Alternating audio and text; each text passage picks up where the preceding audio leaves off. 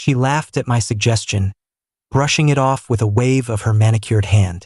"You're sweet for offering, but I've got this," she said, turning back to the mirror to adjust her earrings. I stood in the doorway of our bathroom, watching her prepare for yet another girl's trip to Miami, the third one this year. The counter was cluttered with high-end makeup palettes and serums I'd never heard of until the credit card statements arrived. My fiancé had always loved attention. When we met 4 years ago at a mutual friend's barbecue, she was vibrant, quick-witted, the kind of woman who could command a room without trying. I fell hard for that energy. I was the steady one, software engineer, predictable schedule, the guy who paid bills on time and remembered to rotate the tires. She called me her rock. I liked that. But over the last 18 months, something shifted. Her weekends away grew longer. The stories about her friends felt rehearsed. And the new guy in her circle, Derek, started appearing in every group photo she posted.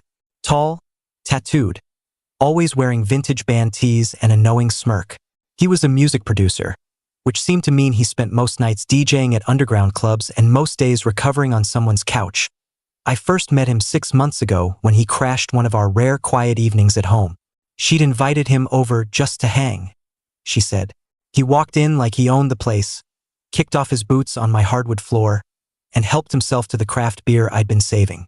"Nice setup, bro," he told me, gesturing at the living room I'd spent years curating. "Very corporate chic." She giggled at that.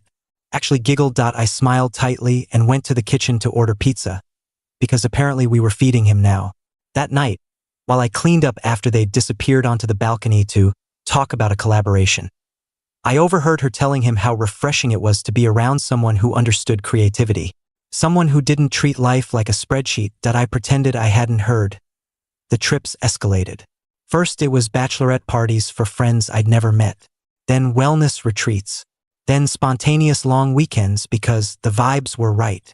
Each time I paid for the flights, the hotel suites, the bottle service, whatever kept her happy. I told myself it was temporary. Once wedding planning settled down, once she felt secure, she'd calm down. We'd get back to us. I was wrong.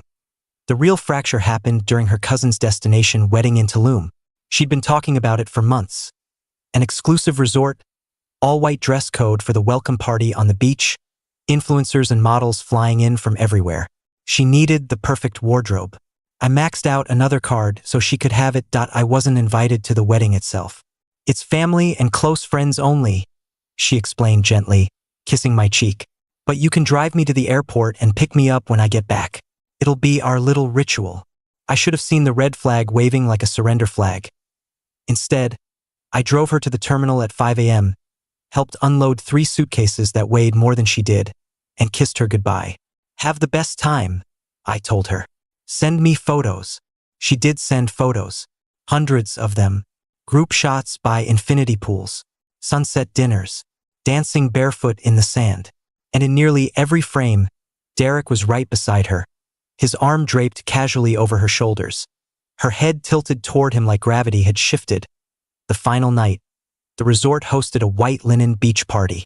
She posted a story, a video of the crowd in flowing outfits, fairy lights strung between palm trees, champagne flowing. Then a photo appeared on her feed, her and Derek front and center, laughing, her hand on his chest. The caption read, "Pure magic with my favorite person." I stared at that caption for a long time. I didn't rage. I didn't call her crying. I just sat on the couch in our silent condo and felt something inside me quietly detach. She flew home 2 days later, tanned and glowing, carrying duty-free bags filled with tequila and souvenirs. I picked her up at arrivals like always. She hugged me tightly, smelling of coconut and someone else's cologne. "You won't believe how incredible it was," she gushed in the car. "The energy was just everything." I nodded. "Looks like it." She kept talking, scrolling through her camera roll to show me highlights. When Derek's face filled the screen for the 10th time, she paused, then quickly swiped past. "He's honestly become such a good friend," she said a little too brightly. "He gets the vision." I kept my eyes on the road. "Glad you had fun." That night, she fell asleep early, jet-lagged. I lay awake beside her, listening to her breathe, and realized I didn't feel jealous anymore. I felt tired. bone-deep exhausted from carrying a relationship that had become a one-man operation. The next morning, she announced she was heading to a content day with Derek and a few others. They were shooting a promotional video for a swimwear brand at a rooftop pool downtown. "It's professional," she assured me, sensing my silence. "You could come if you want. Watch from the side." I almost said no, but something in me, the same stubborn part that had paid for every trip, every dress, every dream, wanted to see it through. I wanted to witness exactly how far this had gone. "I'll come," I said. She looked surprised, then pleased.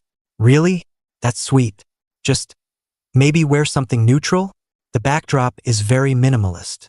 I wore a plain white button-down and khakis. Clean, pressed, respectful. The rooftop was stunning. City skyline in every direction. Turquoise pool reflecting the midday sun. White lounge chairs arranged in perfect symmetry. A small crew milled around. Photographer, assistant, a couple of models. Derek was already there, shirtless in linen pants, directing people with the confidence of someone who'd never been told no. When we arrived, my fiancée slipped her hand from mine and floated toward him. He greeted her with a hug that lasted 3 seconds too long. Then he glanced at me. "Hey man," he said, offering a lazy fist bump. "You're the fiancé, right? Cool of you to come support." I returned the bump. Wouldn't miss it. They started setting up shots. She changed into a barely there white bikini that left very little to imagination. I sat on a lounge chair near the edge, out of everyone's way, watching the choreography unfold. Derek adjusted her pose constantly, hand on her lower back, fingers brushing her hip, tilting her chin with practiced intimacy. Each touch looked natural to them, familiar. The photographer called for a group shot with all the models. My fiancé waved me over. "Babe, come stand with us. It'll be cute." I walked over. The group arranged itself. Beautiful people in white, laughing, effortless. I stood slightly behind her, my hand resting lightly on her waist. The photographer lifted the camera. She shifted away from me, subtly but unmistakably, leaning toward Derek instead. Then she turned her head. "Hey," she said, voice light but firm, loud enough for the others to hear. "Could you maybe step back a bit? You're kind of throwing off the symmetry." Derek chuckled under his breath. One of the models hid a smile. I looked at her. Really looked. The woman I'd proposed to under string lights in our backyard. The one who'd cried happy tears when I got down on one knee. She wasn't looking back at me with love or even embarrassment. She was looking at me like an obstacle. "You want me out of the shot?" I asked quietly. She sighed, exasperated. "It's just for the brand, okay? The aesthetic is very clean. You're blocking the light a little." The photographer lowered the camera awkwardly. Someone coughed. I nodded once. "Got it." I stepped back. Not dramatically, not angrily. Just calmly removed myself from the frame and walked to where I'd left my phone and keys on a side table. I picked them up, slipped my phone into my pocket, and kept walking toward the elevator. I didn't look back. Behind me, I heard her laugh, a forced, bright sound, as the shutter started clicking again. The elevator doors closed on the sound of their joy. I drove home in silence. No music, no podcast, just the hum of tires on pavement and the sudden, overwhelming clarity of a man who has finally stopped lying to himself. When I reached our condo, I didn't sit on the couch and stew. I moved. I started in the bedroom.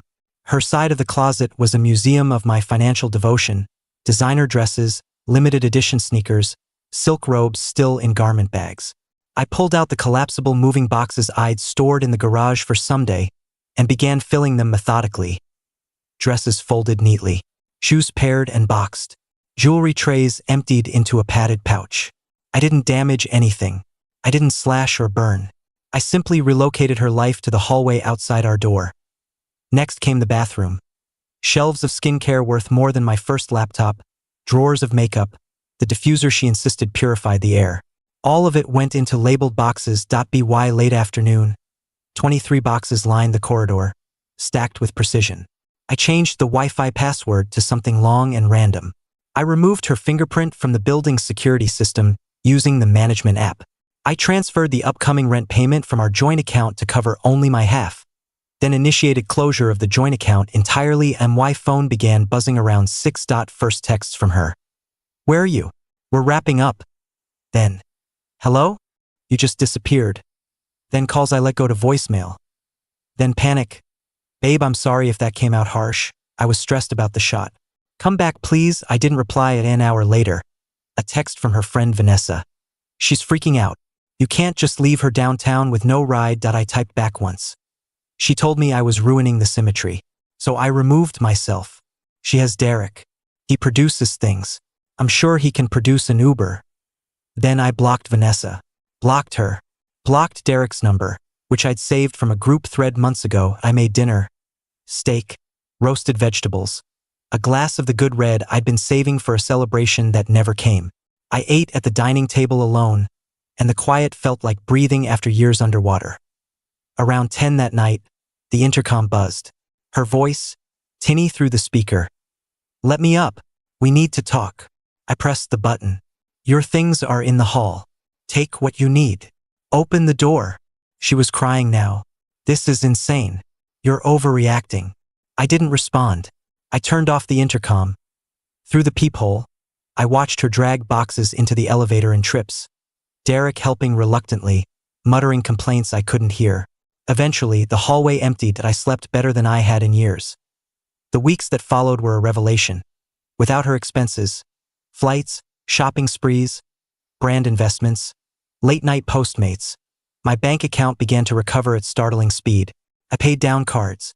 I increased my 401k contribution. I bought myself the mechanical keyboard I'd been eyeing for 2 years. I started climbing again. Indoor bouldering 3 nights a week.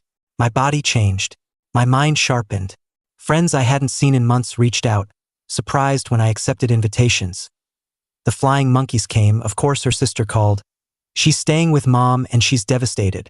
Whatever happened, you guys can work it out.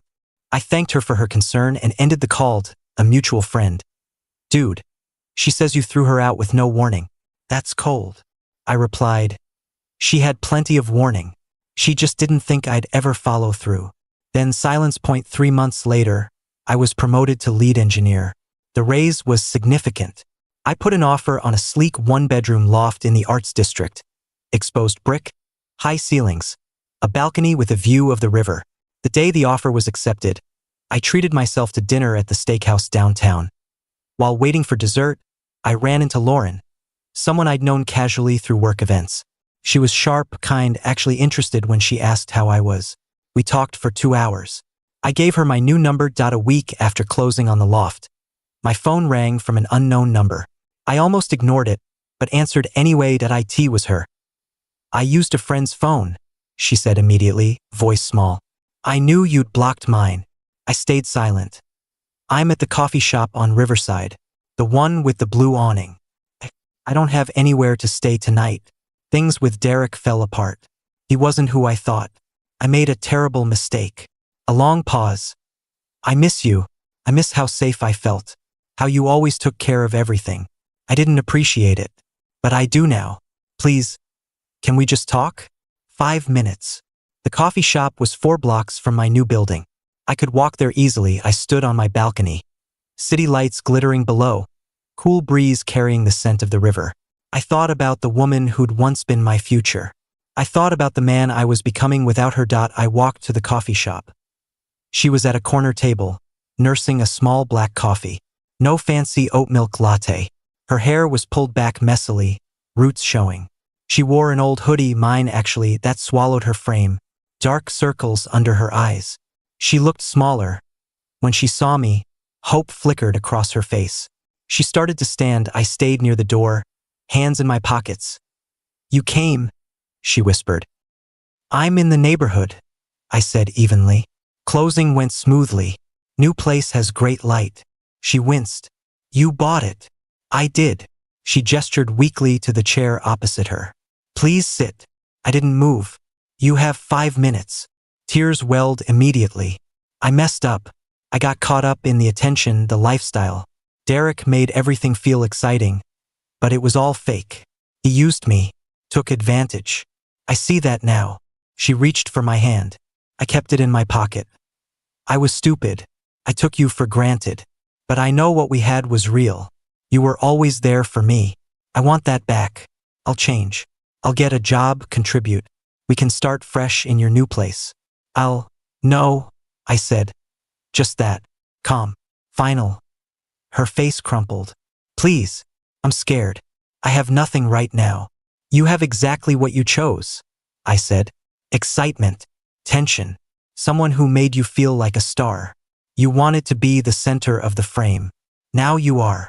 I looked at her fully, tired eyes, trembling hands, wearing my old clothes like a shield.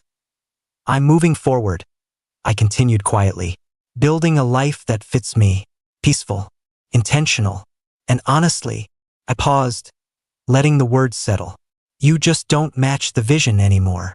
She stared, mouth open, tears sliding silently down her cheeks. My own words, once used to dismiss me, now returned with perfect precision. I turned and walked out. The night air felt clean. I didn't look back. I went home to my loft, poured a drink on my new balcony, and watched the city breathe. For the first time in years, I felt entirely, unshakably present in my own life. And it was enough.